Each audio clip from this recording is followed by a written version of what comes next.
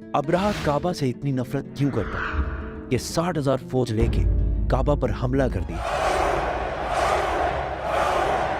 क्योंकि काबा पूरे अरब के लिए सबसे मुकद्दस जगह बन चुकी थी। पूरे अरब से लोग मक्का इबादत के लिए आते थे, जिससे चंद लोग बहुत पैसा कमा रहे थे। अब्राहा को इस बात से बहुत गुस्सा आता था कि ये गरीब मक्का वाले, ना इनका कोई बादशाह है ना कोई गवर्नमेंट है, ये क्यों पूरे अरब का सेंटर बन चुके हैं। तो उसने हमले से पहले अपनी सल्तनत यमन के कैपिटल सना में एक बहुत बड़ा चर्च बनाया ताकि लोग काबा को छोड़कर उसके पास आए। लेकिन ये प्रोजेक्ट पूरी तरह फ्लॉप हो गया, जिसके बाद अब्राहा के पास सिर्फ एक ऑप्शन बचा था, किसी तरह काबा को गिराया जाए। अब्राहा किसी बादशाह के घर में पैदा नहीं हुआ था, बल्कि ये रोमन एम्पायर के एक छोटे से शहर के एक छोटे से बिजनेसमैन का गुलाम था।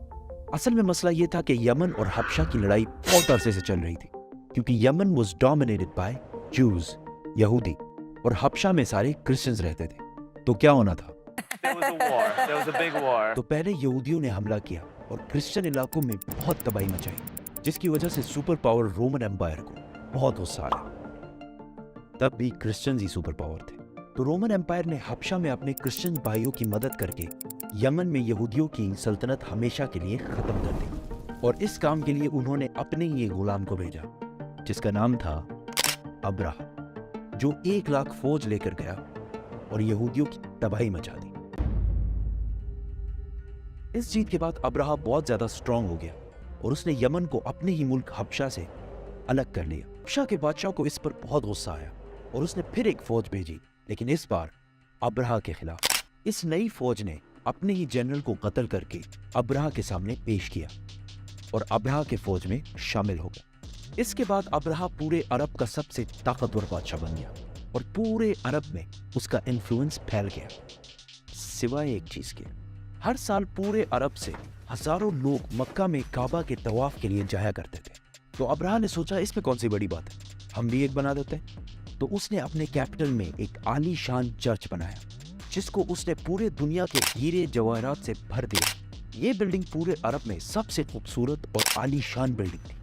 अरबियों ने इससे पहले ऐसी कोई चीज नहीं देखी थी, लेकिन कोई भी इसकी इबादत के लिए नहीं आया और सब उसी पुराने काबा की तरफ जाते रहे। इतना खर्चा और इतना सब कुछ करने के बाद भी जब अब्राहा फेल हुआ, तो उसके पास सिर्फ एक ही ऑप्शन बचा। तो उसने 60,000 लोगों की फौज जमा की और काबा पर हमला कर दिया। अभी तक जितनी स्टोरी हमने बताई है, वो सिर्फ इस्लाम में ही नहीं बल्कि हिस्ट्री में भी लिखी हुई है, जो कि पुराने जमाने के अरबी इंस्क्रिप्शन से उठाई गई है। इन सब में अब्राहा एक बहुत बड़ा बादशाह था, लेकिन उसके मक्का जाने का कोई भी जिक्र नहीं है।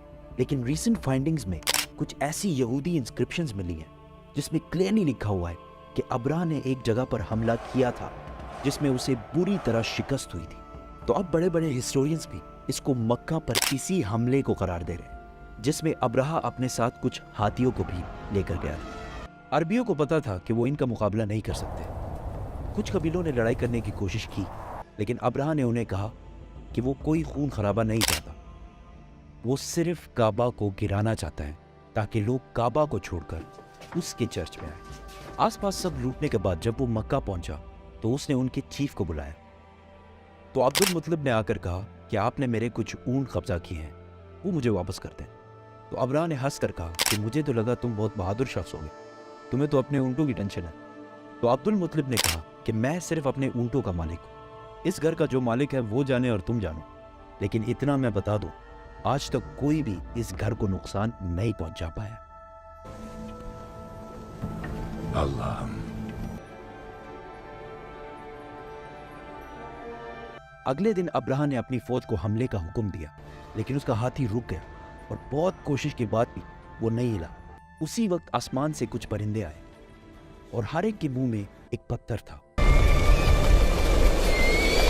ये ऐसे परिंदे थे कि उस दिन से पहले ना इन्हें कभी किसी ने देखा और ना उस दिन के बाद, और वो अब्राहा की फौज के लोगों को टारगेट कर करके मार रहे थे।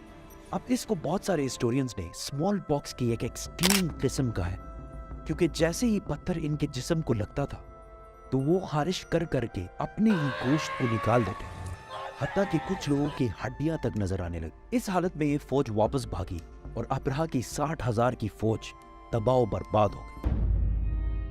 मक्का के कुरैश की ये जीत पूरे अरब में फैल गई और कुरैश अरब के नए बादशाह के तौर पर सामने आए।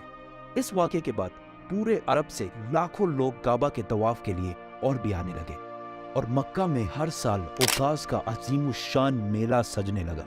मक्का वालों की दौलत डबल ट्रिपल आसमान से बातें करने लगी। लेकिन इसी साल अचानक एक दिन ईरान के सबसे बड़े टेंपल में जो आग सालों से जल रही थी बुझ गई और उसी दिन मक्का में एक यतीम बच्चा पैदा हुआ जिसका नाम था मोहम्मद।